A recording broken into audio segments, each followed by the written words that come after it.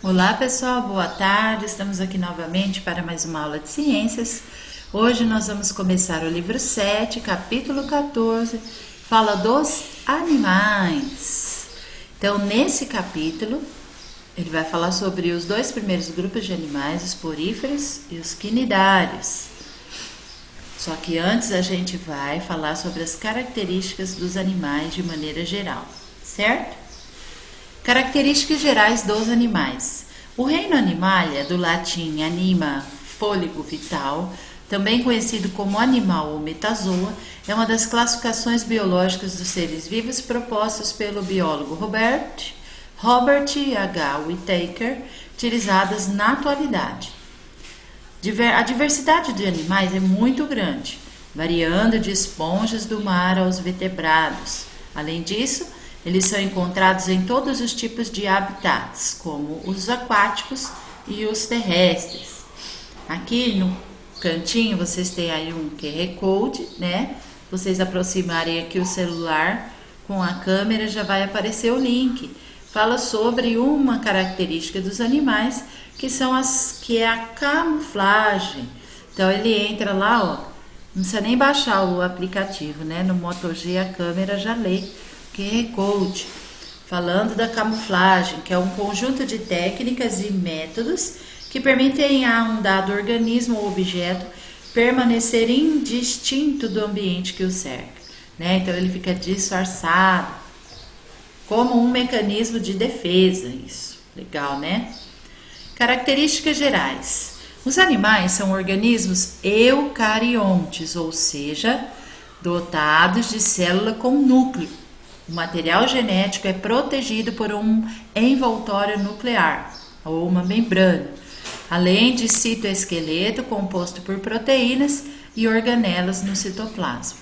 Além disso, são multicelulares, isto é, formado por múltiplas células, podendo também formar tecidos e órgãos, com exceção dos poríferos que não formam tecidos. Os animais obtêm nutrientes como os carboidratos, gorduras, proteínas, vitaminas e sais minerais e energia para suas funções vitais a partir da ingestão e absorção de outros seres vivos, chamados assim de heterótrofos. Diferentemente das plantas, que são seres autótrofos, ou seja, fazem fotossíntese. Para isso, apresenta um sistema digestório que pode ser completo ou incompleto. O que significa? O sistema incompleto apresenta apenas uma abertura, a boca, que serve tanto para a entrada de alimentos quanto para a saída de resíduos. E o sistema digestório completo apresenta a boca para a entrada dos alimentos e ânus para a entrada dos resíduos. Os nutrientes absorvidos pela digestão chegam a todas as células por meio do sistema de transporte chamado sistema circulatório. Esse sistema também transporta os gases da respiração, a qual pode ser cutânea, ou seja, pela pele, pulmonar, pelos pulmões, como é o nosso caso, ou branquial, no caso dos animais aquáticos, pelas brânquias.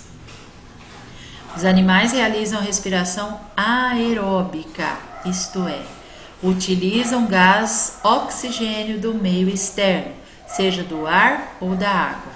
Além disso, sua reprodução pode ser sexuada quando há união de gametas e assexuada quando não há união de gametas. No caso da reprodução sexuada, pode haver sexos separados, macho e fêmea, ou hermafroditas, quando o animal apresenta os dois órgãos sexuais, como as minhocas.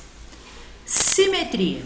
O corpo dos animais pode ser dividido em partes equivalentes em relação ao seu eixo central longitudinal, ou seja, ele pode ser dividido em partes iguais. Quando diversos planos imaginários que se cruzam no centro podem ser traçados no animal, chama-se de simetria radial. Grande parte desses animais apresenta corpo cilíndrico, não se locomovendo e vivendo fixo no substrato, como as anêmonas.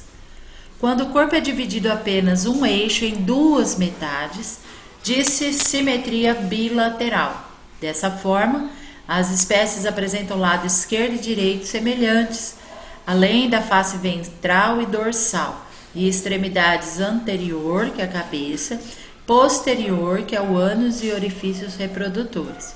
Alguns animais não apresentam simetria, são chamados de assimétricos, como as esponjas. Então aí na figura vocês podem ver a borboleta, os insetos, sua maioria com simetria bilateral, ou seja, o corte no meio tem duas partes iguais.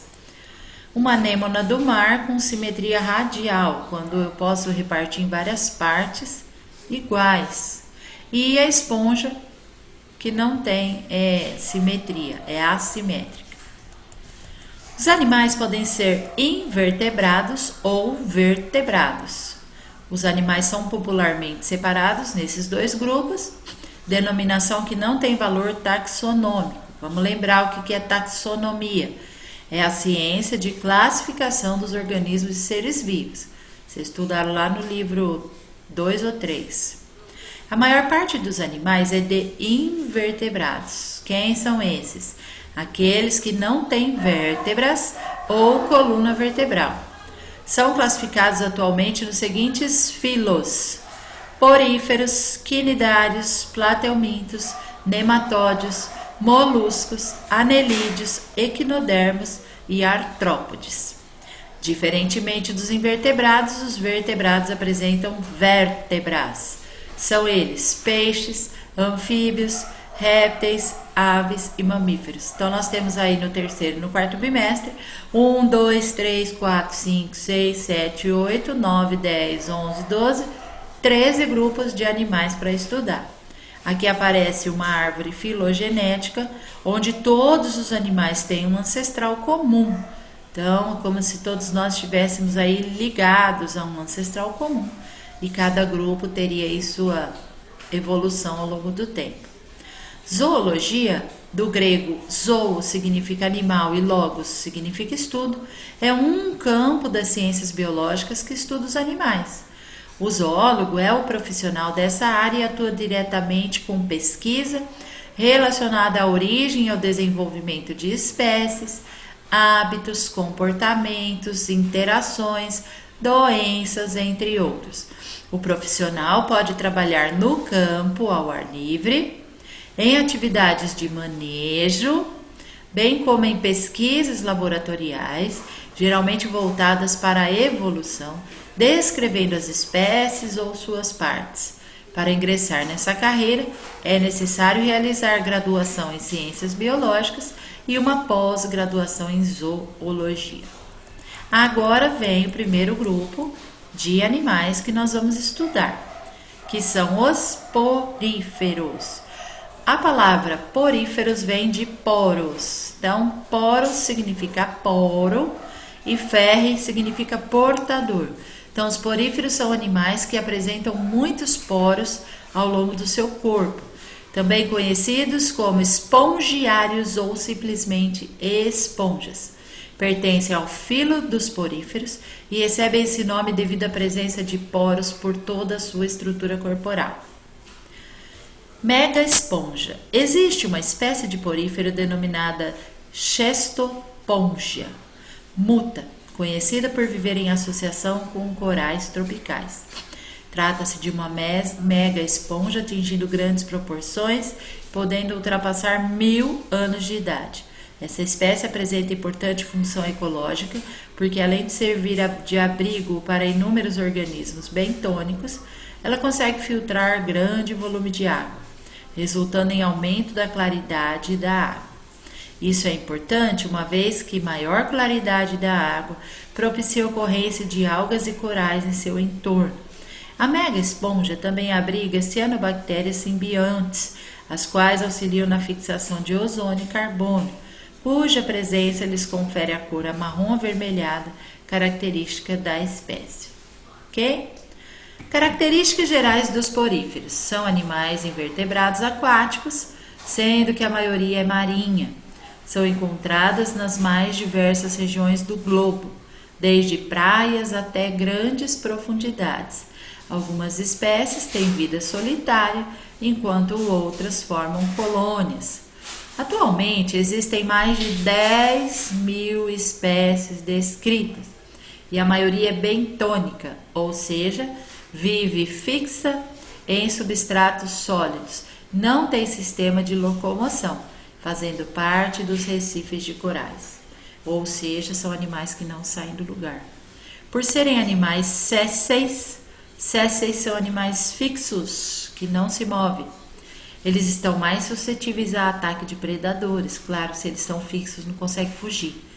Seus mecanismos de defesa contra a predação incluem a produção de substâncias tóxicas e outras com atividade microbiana. A produção dessas substâncias também apresenta uma vantagem na competição com outros animais por espaço nos substratos, visto que elas podem repeli-los. Então aqui nós temos exemplos de várias esponjas, olha que bonita. Tem várias cores, tamanhos, olha na segunda foto, você pode ver um mergulhador perto da esponja, que é bem maior que ele. Na última figurinha aí, vocês veem umas espículas de poríferos, parece com agulha.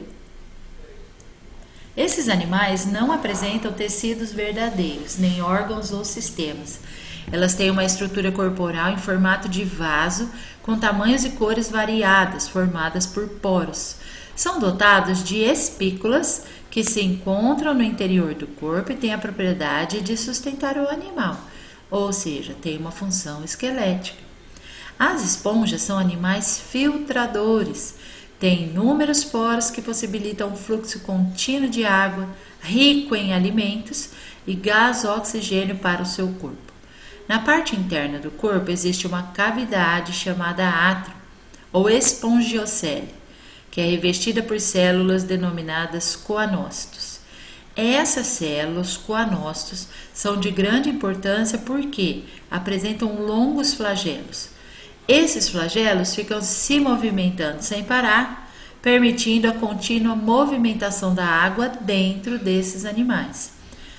Finalmente, a água deixa o corpo da esponja por uma cavidade na parte superior do animal chamada ósculo, eliminando a água pobre em gás oxigênio e rica em gás carbônico. Por que ficou pobre em oxigênio e água? Porque ela entra pelos poros, abastece as células com gás oxigênio, retira o gás carbônico e sai por cima. Vai aparecer um desenho aqui já já. Ou seja, o fluxo contínuo de água entra pelos poros, chega ao átrio e sai pelo ósculo até o meio externo novamente. No átrio, as trocas gasosas ocorrem por difusão e partículas orgânicas e organismos microscópicos são capturados e digeridos no interior dos coanócitos. Lembra, coanócitos são as células especiais. Dessa forma, esses animais realizam digestão dentro da célula. Os nutrientes resultantes da digestão são então distribuídos para as demais células do animal, enquanto a água com resíduos do seu metabolismo é eliminada para o meio externo. Então aí vocês podem ver as figurinhas, né? Flagelo, do latim, significa chicote. É o nome dado aos apêndices móveis em formato de chicote, presente em organismos unicelulares e em algumas células de organismos pluricelulares. Eles têm como principal função a motilidade, que é se mexer, né? Possibilitando o movimento e a circulação em meio líquido, como é o caso dos flagelos nos espermatozoides humanos. Além disso, também podem auxiliar no encaminhamento de alimentos e atuar como estruturas sensorial com função específica nas células. Aí vocês têm uma esponja natural utilizada para banho ou limpeza doméstica. É muito comum esse tipo de esponja marinha nos mares da Grécia. Eles cultivam as esponjas para poder vender. Aqui eu tenho uma representação do corpo da esponja. Então é um corpo bem simples, né? Uma estrutura parecida, ele usou o vaso como uma expressão, né? É oco por dentro, cheio de poros, e na abertura superior chamada de ósculo. Então a água entra pelos poros, igual aparece ali na figura, pelas setinhas vermelhas. Nutrientes e gás oxigênio são deixados nas células e os resíduos e o gás carbônico saem pela abertura superior, que é chamada de ósculo. Nas paredes de dentro da esponja, nós temos aí os coanostos, que ficam movimentando os seus flagelos para poder movimentar essa água dentro do corpo da esponja, tá? Reprodução. A reprodução dos poríferos pode ser assexuada ou sexuada. A reprodução assexuada ocorre por brotamento, não são só as plantas, hein? Tem brotinhos. Quando as esponjas habitam um local com condições apropriadas para o seu desenvolvimento, com temperatura adequada e grande oferta de oxigênio e nutrientes. Do corpo de um indivíduo formam seus brotos laterais que se separam e originam novos indivíduos. Esse processo também permite que as esponjas se regenerem quando são danificadas, pois cada parte pode dar origem a uma nova esponja. Se eu pegar uma esponja adulta e então cortar ela em 5 pedaços, graças à capacidade de regeneração, eu vou ter 5 esponjas novas. Os poríferos também podem ter sexos separados ou ser hermafroditas. Na reprodução sexuada, as esponjas formam gametas, espermatozoides e óvulos. Quando estão maduros, os espermatozoides saem pelo ósculo, junto com o fluxo de água. Penetram em outra esponja por meio dos seus poros, em que um deles fecunda um óvulo. Após a fecundação interna, forma-se o zigoto, que se desenvolve e origina uma larva. A larva tem cílios e nada ativamente até se fixar ao substrato. Após a fixação, se desenvolve, formando um novo indivíduo. Do ponto de vista ecológico, os poríferos servem de alimento, abrigo e proteção para outros animais. Os moluscos, por exemplo, se abrigam no interior das esponjas. Os poríferos também realizam simbiose com diversos seres fotossintéticos, como as zooxantelas, que é o conjunto de seres vivos unicelulares de coloração amarelada, e as cianobactérias, abrigando grande comunidade de seres vivos aquáticos. Outro tipo de associação é com os recifes de corais, considerados pontos de grande biodiversidade, pois reúnem condições e recursos que possibilitam a existência de muitas espécies de seres vivos. Como consequência das mudanças climáticas, as águas dos oceanos estão sofrendo alterações de temperatura, o que afeta diretamente a ocorrência de seres vivos, fazendo com que os recifes de corais inteiros morram devido a mudanças ambientais. Certo? Corais da Amazônia. Então, se eu puser aqui, ó, meu celularzinho no QR Code, ele vai me mostrar um link. Legal. Clico no link. Posso até copiar esse link, mandar para quem eu quiser. Ó, e ele vai abrir. Muito bacana. Ele vai abrir na página. Ali a página é do jornal da USP e fala sobre a existência de recifes de corais na Amazônia. Então, muito legal a reportagem. Olha que o desenho mostra os corais, né? Bacana, hein? Adorei isso aqui. Depois vocês podem fazer com o celular de vocês também. Ok? Por hoje é só. Até a próxima aula. Vamos falar dos quinidários. Um abraço, até lá.